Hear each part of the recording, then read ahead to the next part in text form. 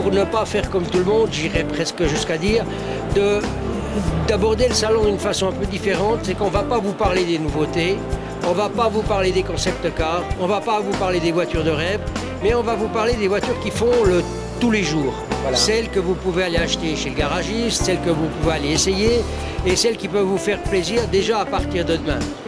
Et pour ce faire, on a demandé aux constructeurs ici présents à Genève de nous indiquer chacun une de leurs petites citadines préférées ainsi qu'un de leurs petits crossovers SUV qu'ils aimeraient nous voir mettre en évidence. Alors si on commence maintenant, je passerai la parole à Félix tout à l'heure. Moi je vais commencer par Peugeot. Peugeot qui nous présente une 208 qui a été légèrement renouvelée, retapissée, qui s'appelle d'ailleurs Mi-Vie. Mi-Vie comme la moitié de la vie, parce que la 208 dans cette forme existe depuis 3 ans déjà, et que s'ils la baptisent Mi-Vie, à mon avis, ils devraient encore la garder pendant environ 3 ans. Elle a été réaménagée, elle est disponible en 3 et 5 portes. Il y a des versions essence qui vont de 68 à 165 chevaux, et il y a des versions diesel qui vont de 75 à 120 chevaux.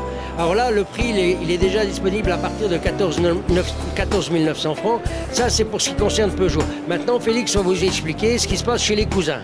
Alors, Peugeot, au groupe Peugeot appartient également Citroën. Et Citroën est présent avec son C1, d'ailleurs un cousin de la Peugeot 108 ou de la Toyota Aygo.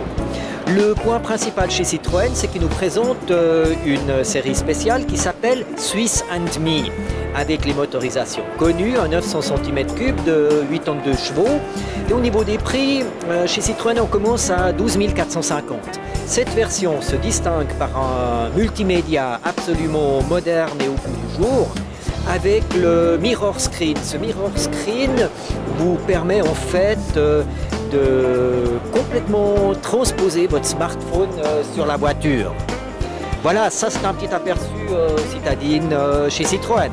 Pour continuer toujours en restant franco-gaulois, français, on passe chez l'ami Renault. L'ami Renault, bon, bien entendu la Twingo fait le bœuf, même si chez Renault on se reposerait plus facilement sur la Clio.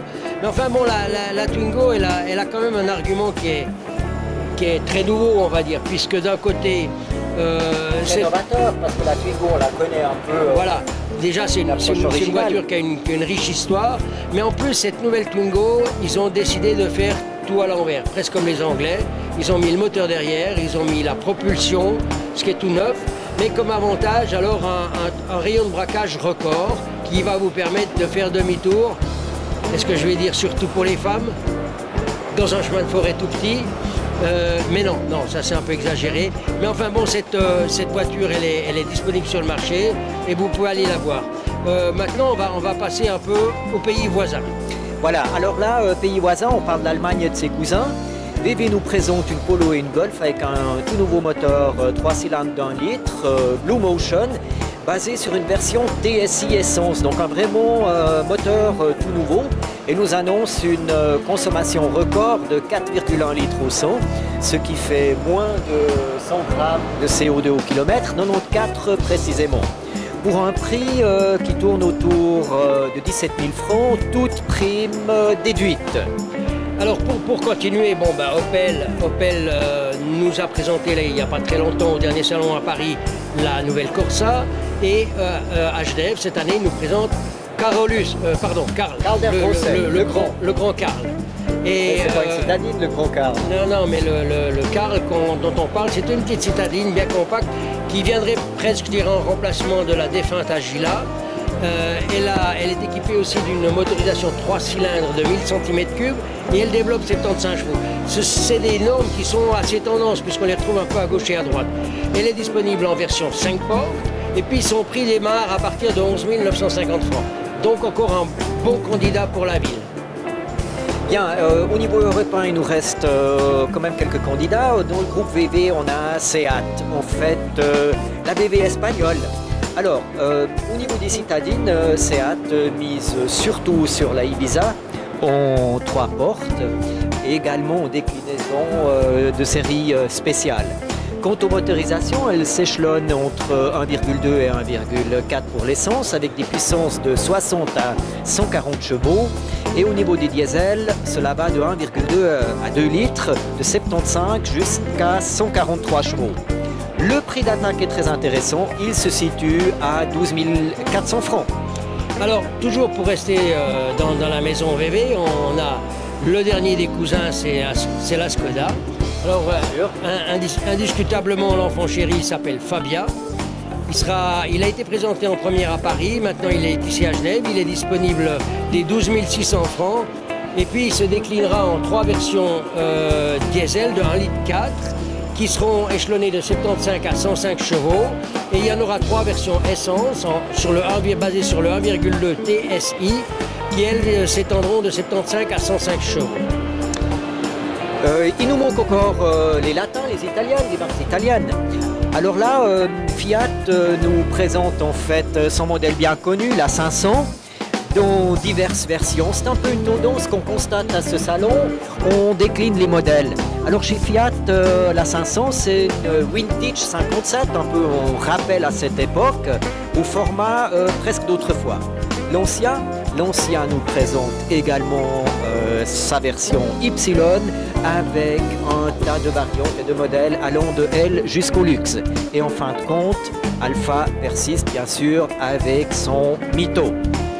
Alors pour en finir avec l'Europe, indirectement, puisque finalement le Ford est un constructeur européen mais surtout américain, alors eux nous apportent une nouvelle Fiesta EcoBoost et puis ils nous ont présenté aussi des séries spéciales qui sont plutôt racy, funny, un peu sportive, un peu rabaissée d'ailleurs. Elle s'appelle Red and Black. Ça c'est si la carrosserie est rouge et les rétros sont noirs, c'est Red and Black. Et puis elle s'appelle Black ou Red si la voiture est rouge et les rétros sont noirs. Ok. Voilà. Donc c'est la grande différence de cette série. Simple à garder. Voilà. Ça c'est selon la variante choisie. Pour le reste, la chose débute autour des 14 500 francs. On est de nouveau, ou encore, je dirais, sur une version essence 1 litre, 3 cylindres qui développe 65 chevaux. Et puis en version diesel, il y aura une version de 1,5 litres et 75 chevaux. Et puis tout ça, c'est aussi dans le catalogue. Hein. Je veux dire, tout ça, c'est déjà dispo. D'accord, parfait. Alors on parlait de l'Europe,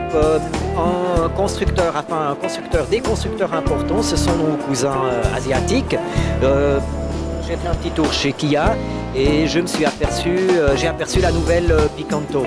Elle est plutôt réussie au niveau du style et au niveau des motorisations, on a un moteur d'1 litre ou 1,2. Et surtout, ce qui est intéressant, c'est un prix d'attaque très favorable, 9 990 francs, toujours avec une garantie de 7 ans. Donc ça fait fort. C'est la grande force de Kia. On continue avec l'autre cousin japonais qui est Mazda. Enfin, puisque Kia était un coréen, donc Mazda est un japonais, qui nous présente sa plus tout à fait nouvelle Mazda 2 en 5 portes, qui est équipée à choix d'une motorisation essence de 1,5 litre qui développe 75 et jusqu'à 115 chevaux, ou 1,5 diesel qui développe elle 105 chevaux. Tout ça, c'est déjà disponible à partir de 17 400 francs. Bon, il faut encore voir avec les primes, ça c'est un peu fluctuant, ça aura sûrement une influence. Autre constructeur japonais, Toyota. Toyota nous présente en fait la Yaris, dont la particularité est qu'elle est disponible avec 3 moteurs différents, des diesels, des essences et surtout une version hybride. Au niveau de la version hybride, on a un moteur 1,5 qui aujourd'hui développe 100 chevaux. Il y a également le 1 litre 3 cylindres de 68 chevaux. Cette motorisation-là, cette Yaris avec cette motorisation coûte 14 000 francs. Elle est également disponible en version diesel de 90 chevaux, donc vraiment un choix du goût favori du client. La version hybride, juste pour la citer, au niveau du prix, elle est autour de 22 400 francs. Ouais. Et presque pour finir, on va dire, moi je reviens aussi chez les Japonais avec Honda. Oui, bien sûr, Honda. Honda nous présente sa nouvelle Jazz. Alors sa nouvelle Jazz, elle va recevoir une toute nouvelle motorisation qui est développée par Honda de 1,3 litres et de 100 chevaux, ainsi qu'une version hybride. Celle-là, elle arrivera seulement en 2016. On se réjouit beaucoup d'ailleurs sur cette version hybride. On est relativement curieux aussi parce qu'on nous en a dit beaucoup de bien. Il paraît que ce serait quelque chose débordant d'énergie. Et elle sera disponible, donc cette Jazz, à partir de la fin de l'année, plus ou moins, pour 13 600 francs. D'accord, un petit résumé. Donc au niveau des citadines, ce qu'on constate, c'est vraiment des modèles connus, perfectionnés au niveau de la connectique, du multimédia, des versions spéciales, des aménagements et un rapport prix-performance assez intéressant aujourd'hui. Voilà, on voit qu'ils se donnent tous de la peine pour apporter des solutions sécuritaires, des solutions de communication, etc. Par contre, je dirais qu'au niveau du salon lui-même, je ne peux pas dire qu'on était renversé ou étonné ou surpris. Je parle dans le domaine du commun et du courant, du quotidien finalement. Parce que c'est sûr que si on va dans le rêve, on a vu des trucs extraordinaires, etc., qui ne sont pas accessibles pour personne pratiquement, parce que de toute façon, pour la plupart, ça restera que des rêves. Mais en ce qui concerne le pain de tous les jours, je dirais que c'est un salon, moi, personnellement, que je trouve moyen au niveau de l'innovation, carrosserie ou du look. Pour le reste, la technologie, elle a évolué, bien sûr, et ça, c'est clair. Ça, il y aura une évolution tout le temps. Elle sera simplement moins visible que par des nouvelles carrosseries. Voilà, ça, c'est pour un peu, je dirais, les petites citadines. On va passer au deuxième chapitre qui va être réservé aux petits crossovers, aux petits utilitaires de ville. Alors, on vous invite à regarder le deuxième petit film. Voilà.